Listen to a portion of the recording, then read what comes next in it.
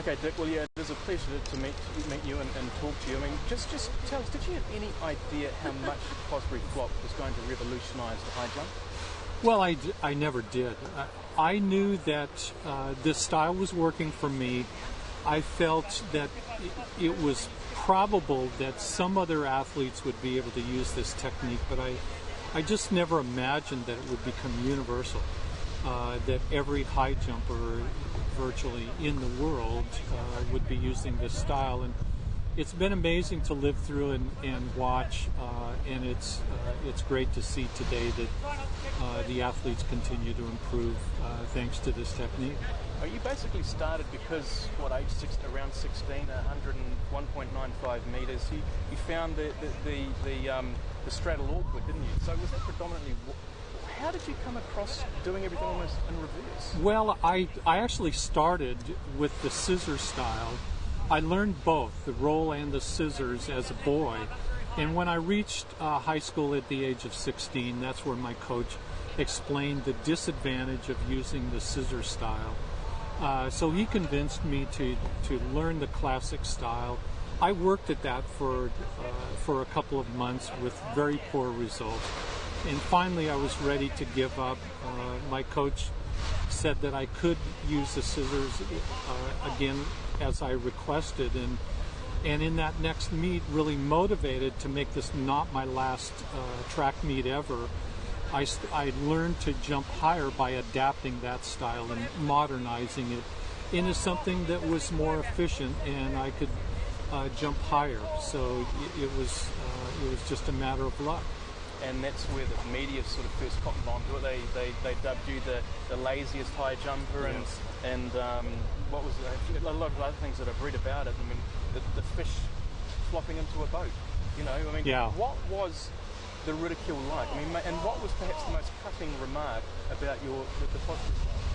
Well, as an athlete, first of all, you're a performer, and all of us who are doing sports, we love attention. So if you're getting some attention, even when you're being laughed at, that's a good thing. And that is one of the rewards about doing sports. So that encouraged me, even in the context of people laughing at what I was doing, because I took it as being something that they were not ridiculing me, but actually enjoying something that was radically different.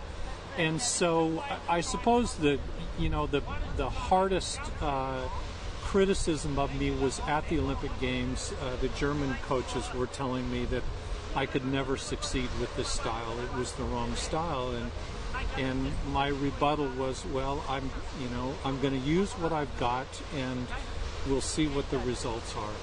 We know what they are. I mean, what was that like? Mexico, 80,000 people, and you're about to basically take Fosbury flop to the world. I mean, lining up, what was going through your mind? Were you just scared being out there, or what was it?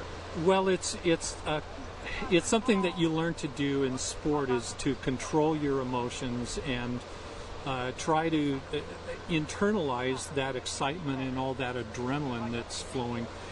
It was an amazing experience because each time that I jumped, more the crowd would notice what I was doing, and by the time that we reached the gold medal height, everybody in the stadium was silent, even while the marathoners were just coming into the stadium. So it was incredible, and once I cleared the bar with space between my body and the bar, I'll never forget that feeling. But the Olays afterwards were just a great celebration and something I'll never forget. Were you 20 or 21? 21. 21. Did you in your wildest dreams think that you would be an Olympic champion at the end of that? No. This was never a dream of mine. It was just something that I progressed to that year, and my coaches prepared me to reach the elite level.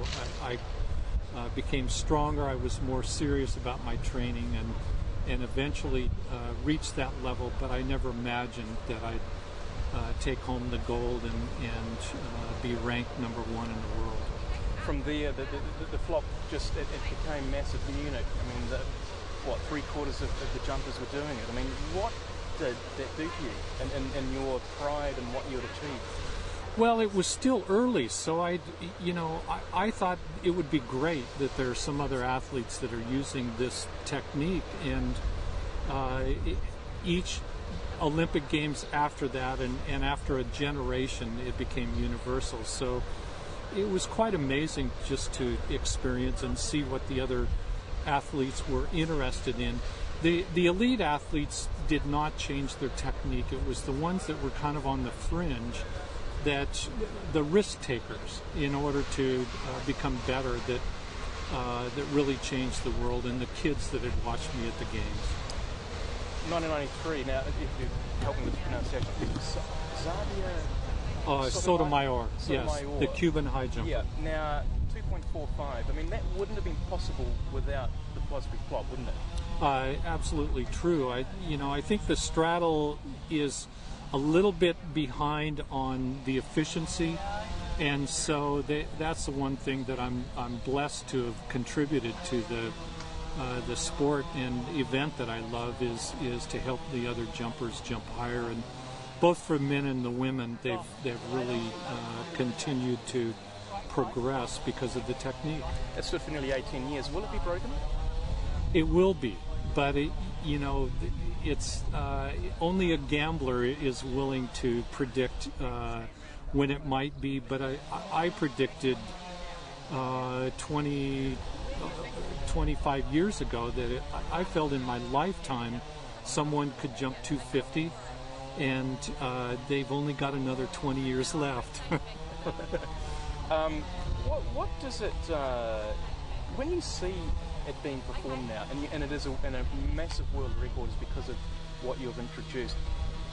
Every time you see one, do you think of yourself? I introduced that to the world? No, because they've improved on it, and they've taken it to a higher level, a better level of performance. So I think that I'm proud to have contributed, but I know that I feel what they're feeling as an athlete, and for me, that's satisfaction enough.